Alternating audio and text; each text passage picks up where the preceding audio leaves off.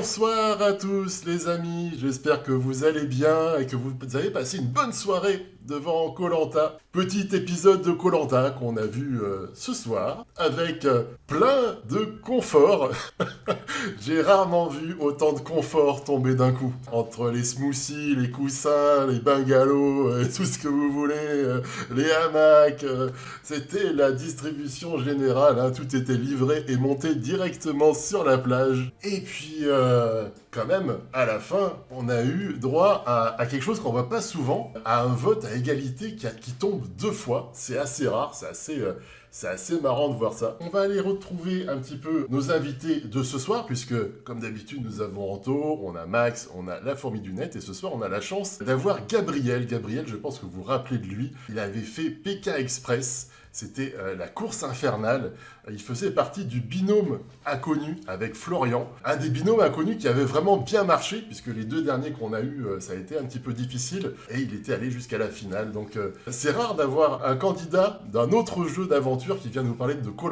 Et lui, il aime beaucoup koh. Donc on va un petit peu discuter avec lui. Et je pense que ça va être bien, bien sympa. Et bonsoir à tous les amis. Alors, je faisais la petite présentation des invités de ce soir. Et alors ce soir, vous avez remarqué qu'on a la chance d'avoir quelqu'un en plus que d'habitude. On a Gabriel. Que penses-tu de cette saison de koh? On est au 4e épisode. Quel est ton avis un petit peu sur cette saison qui commence? Moi, j'aime pas mal cette saison. J'aime bien la règle du totem maudit que je trouve fraîche, enfin nouvelle en tout cas. Au moins, il y a de la tentative. On tente des nouvelles règles, etc. J'avais peur qu'on commence à avoir des bracelets noirs toutes les semaines Oui. parce que au bout d'un moment, voilà, on a fait le tour. Mais j'ai bien aimé la malédiction de ce soir. Et puis après, en termes de casting, je le trouve assez réussi. Je trouve on a des gens plus normaux que les saisons d'avant, Bien d'accord avec plus Monsieur toi. et Ouais. Madame Tout le Monde. Mm. Ouais.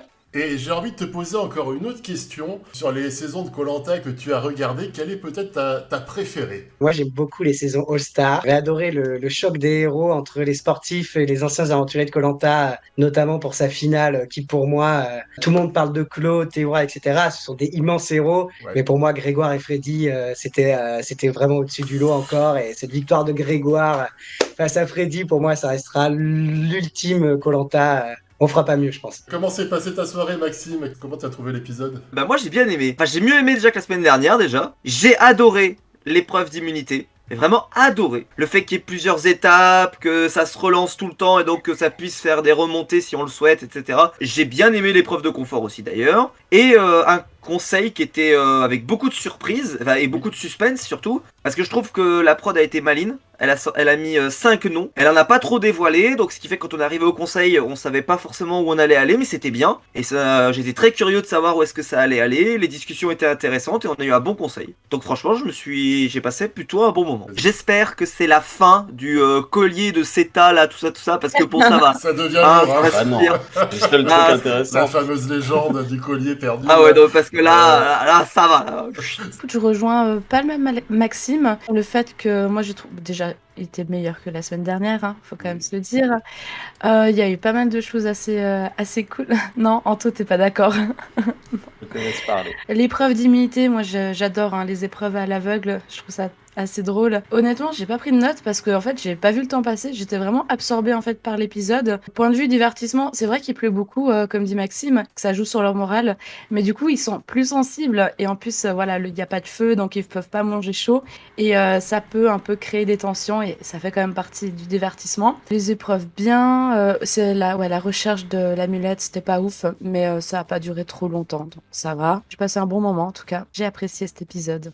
Moi, je me suis fait chier, mais comme un rat mort. Pendant l'épisode, je sentais que je me faisais chier. J'avais du mal à m'expliquer pourquoi, donc j'ai essayé d'un peu de structurer ça. Putain, je frise encore sur des positions assez sympas. La première épreuve, globalement, des équipes qui tirent sur une corde et le premier qui lâche. Et bon, pour dynamiser le truc, ils leur ont fait faire des petits tours de bouée. Bon, ok, c'était à chier. Le confort. Le confort gagné, c'était un peu too much, mais moi j'aurais adoré voir la scie, les outils dans les mains de JC. Et malheureusement, c'est pas pour lui. Mais on a vu qu'ils avaient gagné plein de choses, mais à part le hamac, on n'a On n'a pas pas vu grand-chose vu après, ouais. l'utilisation de grand chose. On a eu un totem maudit qui, sur le papier, une malédiction, une très bonne idée. On en parlait d'ailleurs, je crois, c'était la semaine dernière, pour dire que l'idée des malédictions c'était bien, fallait qu'ils se diversifient dans les malédictions. Là, ils avaient une très bonne idée, mais l'exécution était vraiment naze, quoi. Ils les ont envoyés sur une île et ils ont fait une recherche de colliers à deux pour trouver 2 amulettes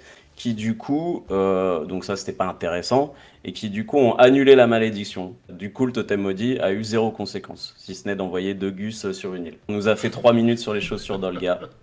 Ça c'est beau, ça c'est beau. Ouais, mais bon, ils ont 2 paires, je crois, hein, dans leur pactage. Donc, ils sont, Gabriel, tu avais pris quoi, toi, sur Pékin dans ton pactage? Tu avais quoi comme affaire?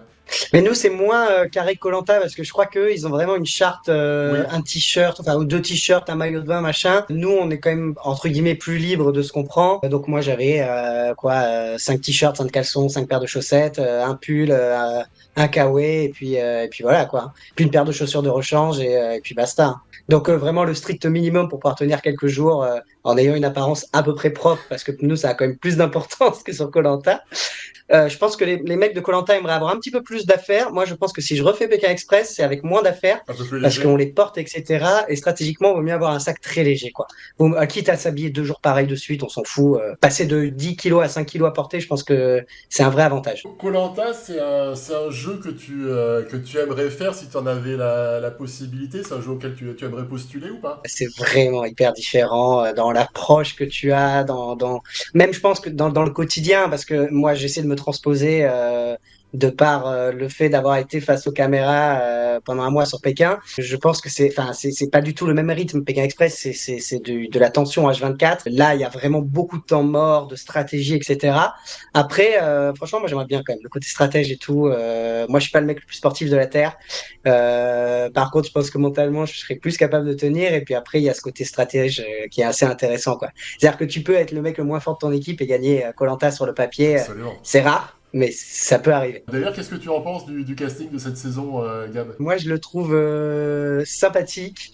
Je trouve que ce sont des gens, entre guillemets, spontanés et naturels, mais je trouve que ça manque de forte personnalité, quoi. Ça manque. Oh là Merci Gabriel, cœur sur toi. Il est en D'accord. train de dire, je crois qu'on a dit à peu près la même phrase mot pour mot, donc gros cœur sur toi. Moi, il y a un truc quand même, il y a une image dans l'épisode de ce soir qui m'a un peu marqué, où ils sont tous installés sur leur coussin, machin et compagnie. Et je me suis dit, putain, là quand même, koh je regarde koh avec les petits verres, Ouais. etc., où buvez dedans et tout.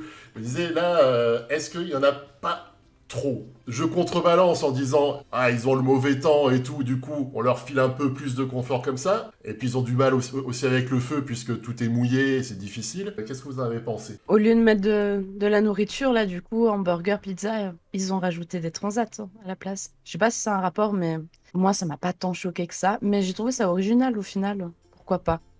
Franchement, comme tu dis, ils ont un temps de merde, ils ont de la pluie H24, ils ont quasiment pas le feu, donc peuvent pas manger chaud. Du coup, s'ils avaient eu un repas chaud, ouais, ça aurait duré peut-être moins longtemps que leur confort. Enfin, je le trouve plus pertinent en tout cas. Ouais, moi je trouve que c'est. Enfin, le problème, c'est qu'ils vont garder toute l'aventure. Et moi, je m'imagine quand ils vont être 7-8, finalement, ça rend l'aventure suivante un peu trop facile. Au moins, le côté bouffe, tu bouffes. Bon, t'as un vrai avantage conséquent à ce moment-là. Là, dans 2 semaines ou 3 semaines, il y a la réunification. Bon, enfin, je trouve que tu perds l'avantage que t'avais. Ouais, pourquoi pas, mais là, c'était un peu trop, quoi. Dit ouais, à la réunification on verra le coussin. Moi je dis déjà on verra la gueule du coussin, la réunification, parce que s'il Trempé. pleut comme ça, le truc Ouais, ça va ouais. être une éponge, Ils je ont pense. rejoint les chaussures d'Olga dans le large. Ah, bah, je sais pas, mais moi le truc je pense qu'il va être flingué à mort. Enfin, On va aller voir un petit peu les résultats qu'on a sur le sondage, mais avant, je vais vous demander la note que vous metteriez pour l'épisode de ce soir. Donc, c'est une note qui va de 0 à 10. Oui, bah, sans surprise, j'ai pas mis une bonne note par rapport à tout ce que j'ai expliqué tout à l'heure, donc je crois que j'ai mis 3. J'ai mis 8. eh ben je vais mettre 8 aussi. Moi, je mettrais un 6. Bonne fin d'épisode, mais ça restera pas dans les annales, quoi. Bah écoute, je pense que je mettrai comme toi, je mettrai 6. J'ai plutôt bien aimé, j'ai passé un bon moment, c'était sympa, il y a eu des moments rigolos. J'ai bien aimé le portrait de Maxime, c'était tellement improbable tout ce qu'il y avait là-dedans. Quand ils sont à table, là, tous les quatre, je disais, oh putain, on est déjà dans la parodie, là, il y a déjà des amorces de trucs. Et puis après, quand il se compare à Napoléon, c'était juste magnifique, ça, c'était un grand moment. Petit clin d'œil aussi à Fouzi quand il gueule on était obligé de penser à Sam qui gueulait Jade à gauche parce que c'était pareil, il s'est pété la voix de la même façon. Donc tous ces petits trucs qui m'ont fait sourire, qui m'ont fait rigoler. Donc un 6 pour 10 pour moi. Alors on va regarder les résultats du sondage, voir un petit peu les notes que vous avez mis vous du coup. Et je vois qu'il y a pas mal de bonnes notes. C'est une majorité de 7 sur 10 qui l'emporte à 33%, suivi de 8 sur 10. Donc non, des très bonnes notes. On peut pas dire qu'il y ait des mauvaises notes non plus. Il y a eu quelques 5 sur 10. Des 3 sur 10, il y en a eu 2 en tout. Plutôt, Merci à la personne qui m'a suivi. Gabriel, il y a une équipe que tu préfères dans les deux, jaune et rouge? S'il faut choisir, je pense que je préfère l'état d'esprit global, on va dire, des jeux. Ce sont les jaunes qui arrivent en premier à 56%. Donc c'est quand même, C'est très partagé, simple. ouais. Ouais. Quel point commun Maxime a-t-il avec Napoléon? Donc vous aviez le choix entre il est empereur ou il est en exil sur un îlot. Et effectivement, il est en exil sur un îlot à 92%. Qu'est-ce qui vous a fait le plus de peine? Olga qui a perdu ses chaussures ou Benjamin qui a perdu son moral? Mais rien du tout là-dedans.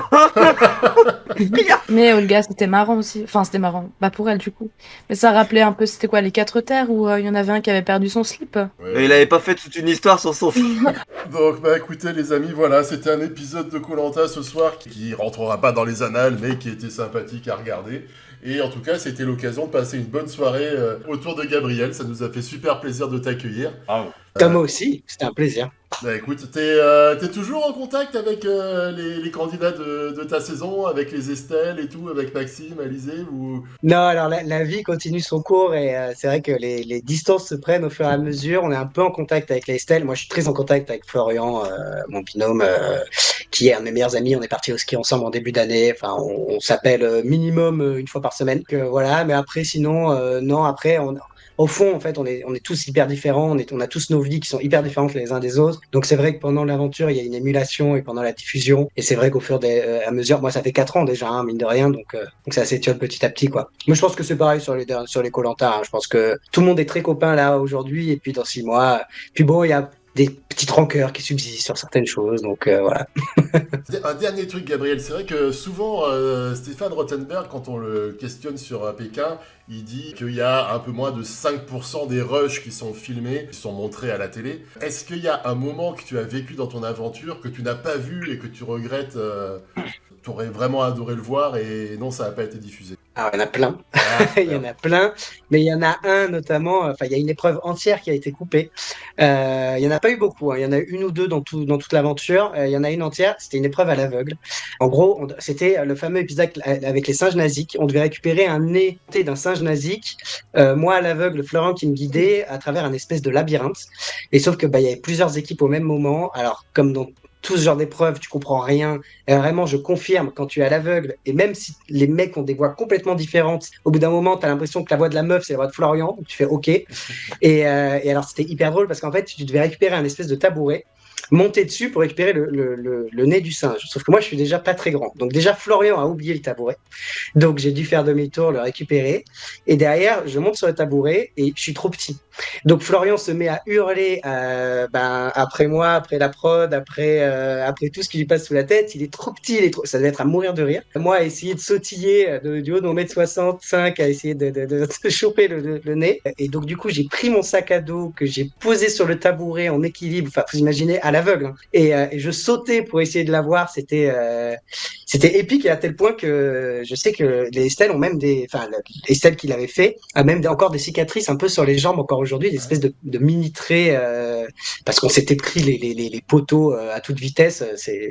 Donc ouais, c'est un peu frustrant que toute l'épreuve soit coupée comme ça. Surtout que nous, vraiment, c'était hyper drôle. Pour le coup, je pense que la scène était improbable, quoi. Le mec qui arrive même pas à atteindre le truc à cause de sa taille, c'est assez improbable. Un immense merci pour toutes ces anecdotes et pour avoir partagé un petit peu tes réactions sur l'épisode de ce soir à chaud avec nous. Merci beaucoup, Gabriel. Merci beaucoup, David. Merci pour les lives et pour les parodies, parce que je continue de les regarder, bien sûr. PK Moyen, j'avais commencé avec votre saison. Hein. C'est à cause de vous hein, que c'est parti cette histoire et que c'est devenu complètement improbable et que Thierry m'a appelé et que c'est devenu fou. Donc merci à vous. Pour ma part, je vous donne rendez-vous vendredi pour la parodie de Koh-Lanta. Parodie qui a encore été en tendance cette semaine. Donc merci beaucoup. On est monté 25e de tendance sur YouTube, donc c'était cool. C'est vrai que c'est quand même assez dingue de voir que il y a la parodie qui passe sur M6 en tendance sur YouTube en même temps. Je me dis, waouh, mais c'est trop beau. Donc merci vraiment pour ça. Quand on crée du contenu et qu'on a un retour comme ça, c'est vraiment ultra gratifiant. Donc mille merci à tous d'être à chaque fois fidèles au rendez-vous. On va continuer de bien rigoler. Bonne fin de soirée à tous et merci d'avoir été là. Ciao, ciao.